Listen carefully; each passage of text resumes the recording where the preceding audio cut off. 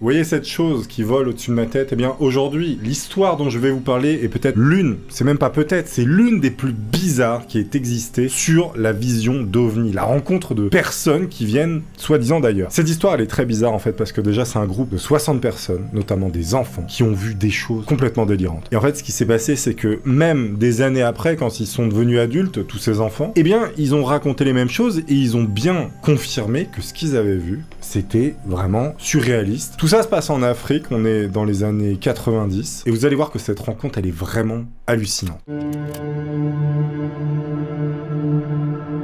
On est le 16 septembre 94, et quelque chose d'extraordinaire s'est produit à l'école Ariel. L'école Ariel, c'est une petite école qui est en Afrique. Petite école élémentaire. Pendant la récréation matinale, environ 62 écoliers ont été témoins d'un mystérieux objet aérien. Les enfants âgés de 5 à 12 ans au moment des faits ont déclaré avoir vu une embarcation en argent descendre et atterrir dans un champ voisin. Ils disent également avoir vu des gens descendre de cet engin brillant, doré en argent plutôt, et ils ont décrit avec précision les personnages qu'ils avaient croisés. 62 enfants, hein, je le rappelle. En fait, il faut situer un petit peu où ça s'est passé. C'est important pour bien comprendre. Ruwa, c'est une ville qui est située au Zimbabwe, environ à 22 km au sud-est de la capitale Harare. Et c'est une région qui est extrêmement agricole, voilà, elle est très connue pour ça. Elle se trouve donc dans une zone qui est subtropicale, donc en dessous des tropiques, qui est caractérisée par des étés très chauds et humides, et des hivers qui sont plutôt doux et secs. Et donc avec une telle météo, en fait, eh bien, vous avez beaucoup d'arbres, c'est très verdoyant, contrairement à ce qu'on peut imaginer de l'Afrique. En 1994, la population de Ruwa était relativement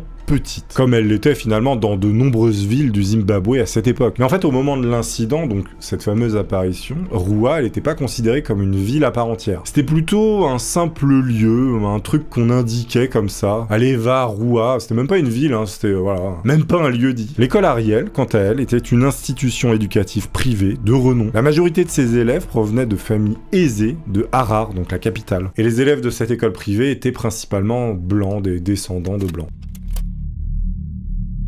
Bien évidemment que la vidéo que vous regardez ne serait pas possible sans le boss final du partenariat, l'application, le logiciel ultime, le bodyguard numérique qui permet de rester en vie sur internet, le susnommé NordVPN. Vous ne connaissez pas NordVPN? Je le savais. La prochaine fois tu te fous de ma gueule.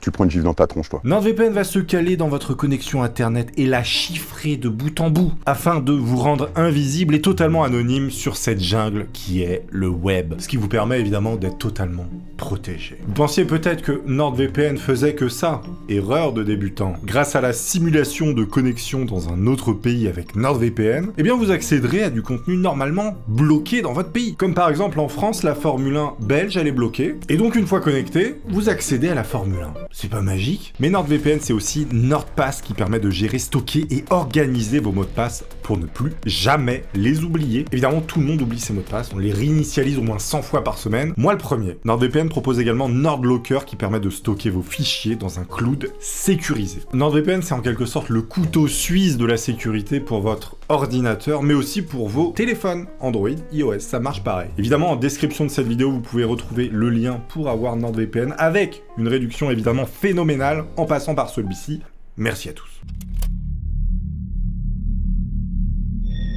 2 jours avant l'incident survenu à l'école Ariel, est signalée une série d'observations d'OVNI dans le ciel, et tout ça dans toute l'Afrique australe. Des témoignages faisaient état d'une multitude d'observations, d'une boule de feu lumineuse traversant le ciel nocturne, et plein d'autres choses. De nombreuses personnes ont partagé leur description des événements, et ont raconté comme ça avoir vu des choses qui volaient dans le ciel juste avant ce gros incident. Bien que certains aient attribué les boules de feu vues dans le ciel à une comète ou des météores, ça a quand même déclenché une vague d'engouement absolument énorme. Donc là, au Zimbabwe, dans les années 90, vous avez toute la population qui s'intéresse aux ovnis. Ah, c'est très particulier, hein, mais c'est comme ça. Il est 10 h du matin, le 16 septembre 94, lorsque les élèves d'Ariel, donc dans la petite école, prennent leur pause de milieu de matinée. Pendant ce temps, les professeurs sont à l'intérieur en train de se réunir. L'ensemble de l'incident a duré environ 15 minutes. Et 15 minutes, c'est quand même assez long, hein. Je veux dire, un vaisseau spatial, des aliens, tout ça. Ce n'est qu'une fois retournés en classe que les élèves ont immédiatement partagé avec leurs enseignants ce qu'ils avaient vu. Complètement terrifiés, mais leurs récits n'ont pas été pris au sérieux. Pensant à une blague, les professeurs ont balayé leurs propos. Évidemment, t'as 60 élèves qui reviennent en cours qui te disent « On a vu des aliens, monsieur le professeur, la maîtresse. Tais-toi, fais tes maths !» C'est ce qui s'est passé. À la fin de la journée, chaque élève a cette fois partagé son expérience avec ses propres parents. Constatant de toute évidence que leurs enfants étaient marqués par quelque chose, ils se sont présentés en nombre à l'école le lendemain pour venir discuter avec le personnel de l'école, parce que tous les enfants racontaient la même chose. Il n'y a pas 60 gamins qui se sont concertés pour inventer un mytho, ça paraît compliqué. Mais alors, que s'est-il exactement passé? Eh bien, selon les témoignages recueillis, 62 enfants âgés de 6 à 12 ans ont affirmé avoir vu au moins un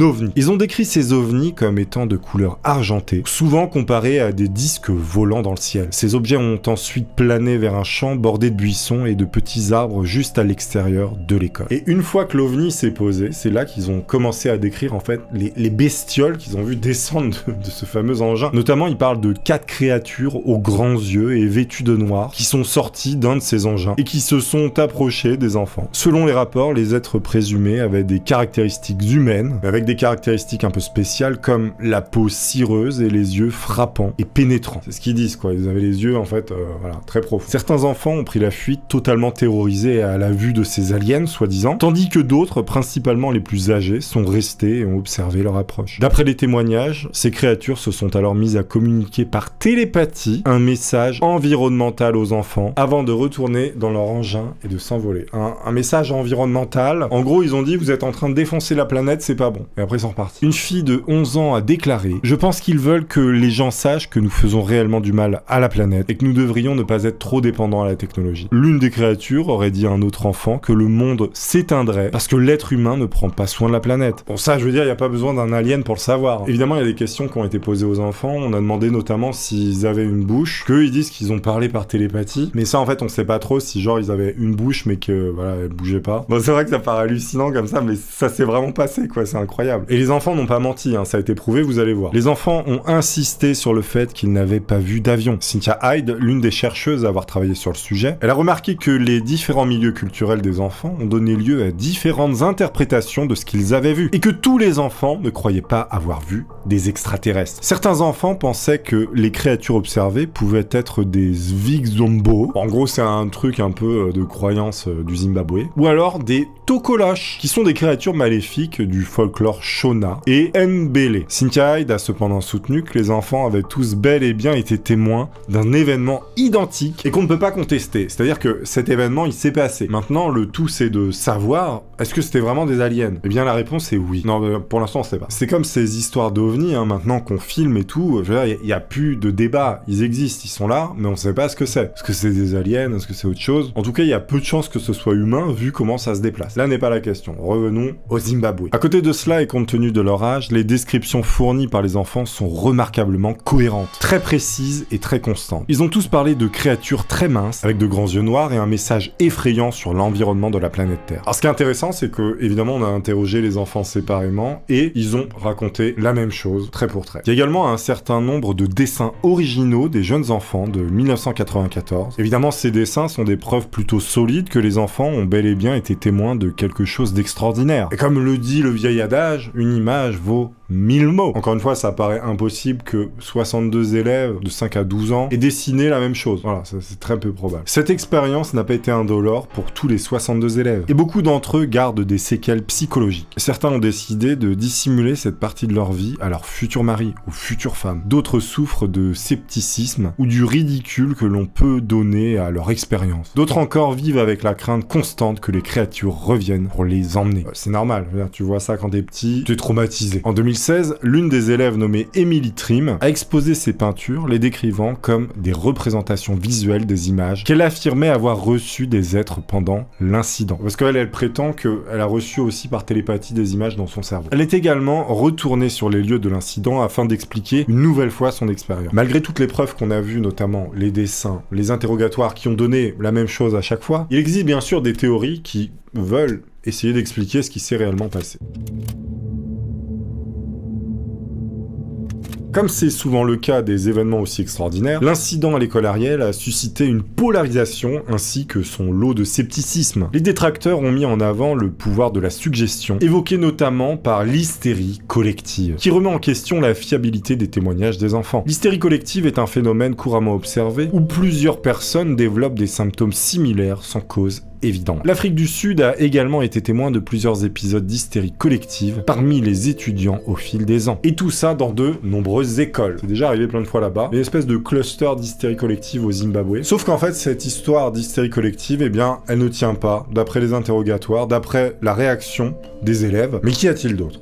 Eh bien, on peut parler aussi du canular. Peut-être que quelqu'un s'est fait passer pour un alien.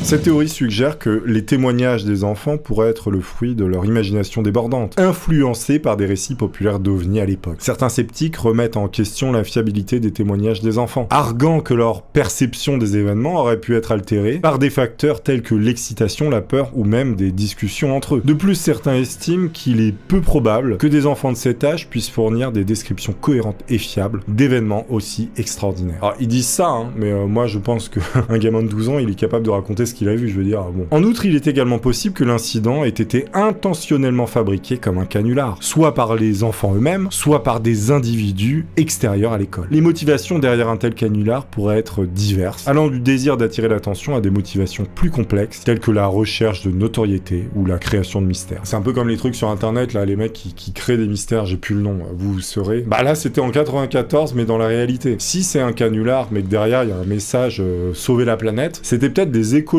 qui voulait influencer des élèves jeunes, justement, sur l'écologie. Mais ça paraît quand même un peu compliqué. Hein. Déjà, tu t'habilles en alien parce que t'es écolo pour aller faire peur à des enfants. Enfin, voilà, bon, t'es plus taré que écolo si tu fais ça. Mais il y a d'autres théories, et éventuellement de phénomènes naturels qui sont méconnus. Et donc, une autre théorie propose que l'observation pourrait être liée à un phénomène naturel inhabituel ou mal compris. Il est possible qu'un événement atmosphérique particulier, tel qu'un nuage lenticulaire, une météorite ou un phénomène optique rare, ait mal été interprété comme un ovni par les enfants. On peut aussi imaginer des activités humaines secrètes qui se passeraient dans la région, comme par exemple des essais militaires de drones ou d'aéronefs expérimentaux qui pourraient avoir été confondus avec des vaisseaux extraterrestres. Mais ça explique pas les aliens qu'ils ont vu descendre de la soucoupe volante, hein, qui a atterri, je rappelle. Certains chercheurs suggèrent même que des tests de technologie avancée pourraient être à l'origine de l'observation, mais que les détails ont été gardés secrets par les autorités. Donc là, vraiment, ça part très loin, hein, ce genre de théorie, mais c'est possible. On peut tout théoriser, hein, voilà, c'est ça le but. De nombreux chercheurs et psychologues spécialisés dans les phénomènes liés aux ovnis, notamment le psychiatre de renom de Harvard, le Dr John E. Mack, se sont également penchés sur le sujet. Reconnu pour ses travaux sur les phénomènes d'enlèvement extraterrestres, le Dr Mack a mené de nombreuses interviews avec les enfants concernés par ce qui s'était passé ce matin du 16 septembre 94. Et donc lui, il est venu à la conclusion, en fait, il a analysé tous les enfants, voilà, il a travaillé un peu avec eux pour voir ce qui s'était passé. C'est un expert dans le domaine, c'est pas un clampin, hein, Harvard. On fait pas d'argument d'autorité, mais quand même,